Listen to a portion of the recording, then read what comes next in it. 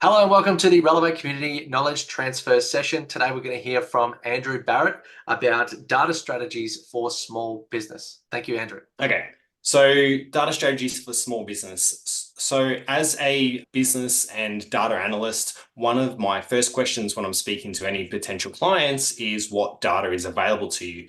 And surprising and not surprising, there's not actually a lot of thought being given about the data strategy that a small business has. So what I've come up with is a basic kind of 3 or 4 step process in order to establish a data strategy as a small business. So when you are ready to start reporting or potentially sell your business, you've got some history.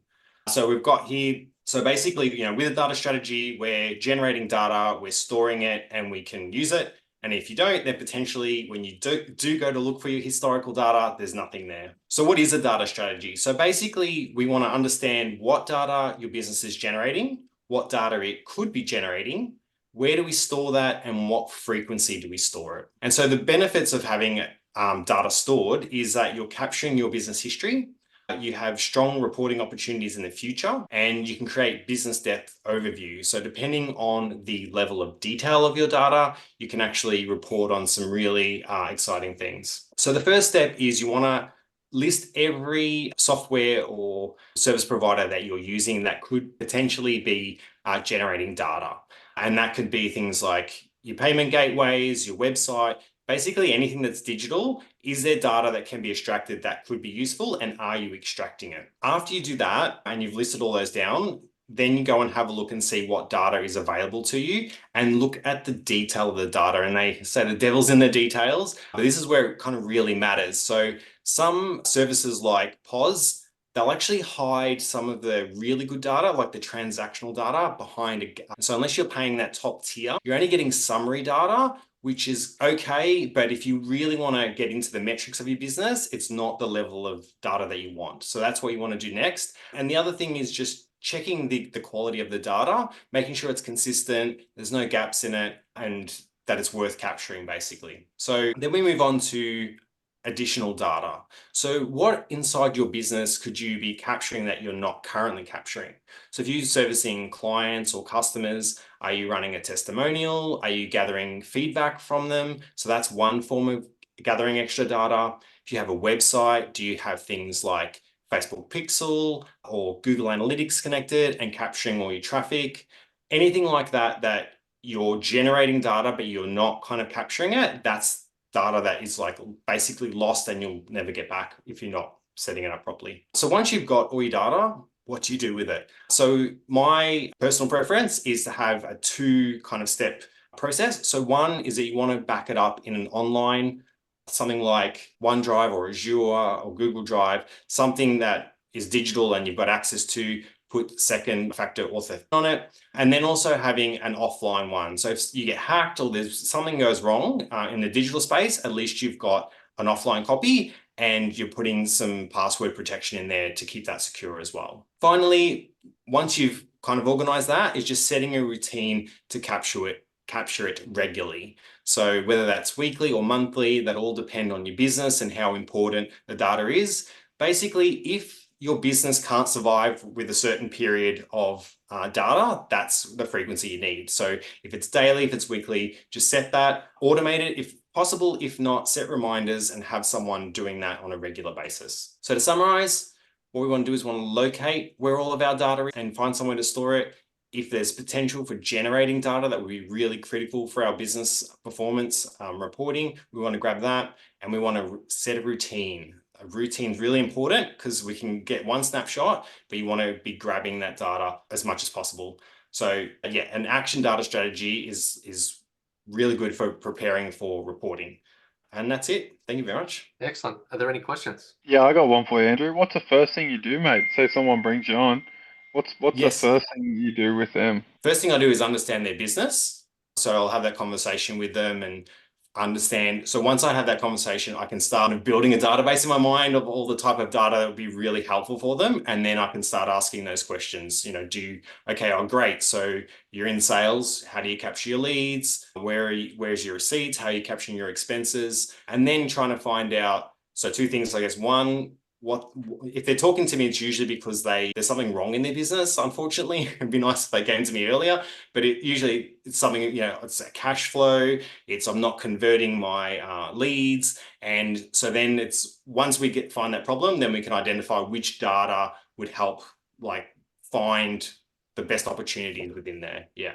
Gotcha. Thanks, mate. All right. Andrew, thanks for that. That's very helpful. Can you cite an example, like a real life example of someone who had a problem, you Sure. identified the problem, how to solve it, you solved it? Yeah. Yes. Well, I mean, it's always an ongoing thing with business. But I met a guy who had a hydroponic business. So he bought the business, he was in the business, and then he's kind of hired someone, and he's like half in, half out at the moment. And he had a cash flow problem. And that's a whole other thing. But basically, he's turning over 6 figures a month, but his bank account wasn't going up, and he couldn't tell why. So what we did there was we brought in all of his point of sale data, we brought in all of his bank statements and any other information that we had available to us, and we built basically a report suite that showed all of his sales at a transactional level. We got his cost of goods sorted, which was an issue because he was spending a lot of freight on his purchase orders, and he wasn't seeing that towards his profit and loss. And look, at the end of the day, what we found out was he was actually giving out 8 to 10% in loyalty and discounts right off the top, which he was unaware it was at that level. The person who was working in the business was giving a lot of discounts, trying to keep the top clients happy, the top customers happy. And when we went into that, we actually found that his top 5 clients, he was only making 5 to 6% profit on them. So as much as he was keeping them happy, he wasn't actually making any money on them. So once we identified that, we set up a new discount plan, we adjusted his loyalties, and that reduced that 8 to 10% down to now 2 and 3%. And now we're working on an incentive structure for that person inside the business. So if they can grow the sales, then they'll get kind of a bit of a profit share. Very good. Thank you. Yeah, great presentation. I love the simplicity that you put it there, but you're obviously doing a whole lot in the background. You talk about setting up, like Excel spreadsheets and things like that. Is there a danger that you end up having all these multiple sources of data and not, the whole idea has always been to bring it together, conceptualize it, and now you're proposing to go out, or is that only temporary data? That's only a temporary data. So in terms of, there's a number of ways you can do automation, but if we're talking, say, of a single source of data, so that the point of sales one I gave reference to, so we're downloading the data at the moment every week, and we put that in a folder. But from a data point of view, we just scrape that whole folder. So as long as the format stays the same in those spreadsheets, it just stacks them one on top of the other into a table. So it doesn't kind of really matter. Yeah, I guess that's where you get the data governance you really want, kind of. Yeah.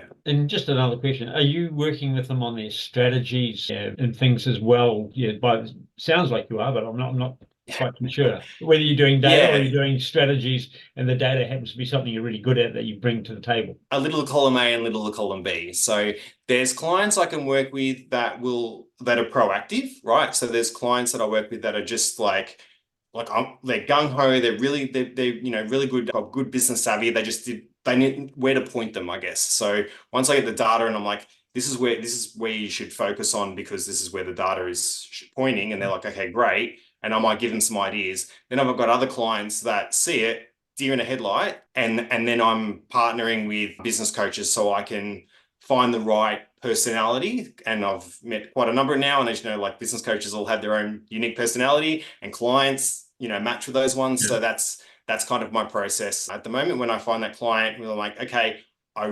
strongly urge you to talk with a business coach, and I think you should have a conversation with this person because I've worked with them or spoken to them before. And I like the data, and some of those clients will take up way too much of my time, so I'll happily refer them to someone else. Hey, really, really great, but I just love the way that you're going down into the numbers. Yeah, I love numbers. Thank you. Me too. Can I just dive in, if I may? Andrew, thanks. That was really good. I must admit, look, the first part of the presentation, to be blunt, for me, it was kind of just words. But I thought when Kim asked you that question about did you have a real live story, I found that really helpful and actually began to see what you did and how you did it. I don't know if there's another opportunity to come back and perhaps present a case study to us, because Yeah. it just made it so much clearer. It was really that last few minutes where you took us through the hydroponics fellow was Yep. really helpful. So thank you. You're welcome. Yes. Storytelling, right? It's more compelling. Yeah, but as I say, look, I don't know if maybe The thing is that those of us who are in the weeds of our business, we love what we do and we think everybody else loves it as well, but they only care about outcomes. So there's an old saying that goes something like this: people remember stories long after facts and figures have been forgotten.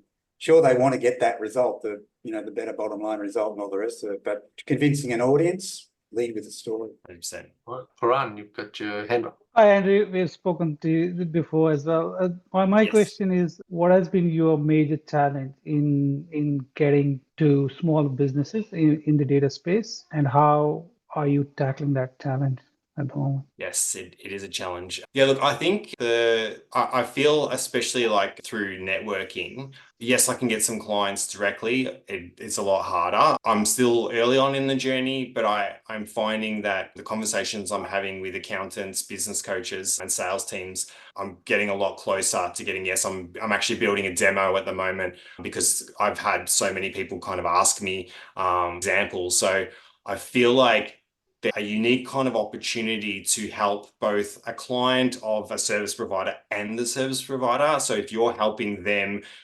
by however means, like especially if that service provider is in the weeds dealing with their data and they're like, great, can you just help me with their data and also help this client as well too? And then it's just a win for all three parties. So that's kind of where I'm heading at the moment. And I feel like, yeah, I'm getting a lot more kind of valuable conversations, and yeah, nothing's committed yet, but yeah, I feel like it's just a matter of time. And If you want, I have some Power BI demos, click demos and dream demos ready. If you want to have a look, you can just have a look at them. They're from Microsoft.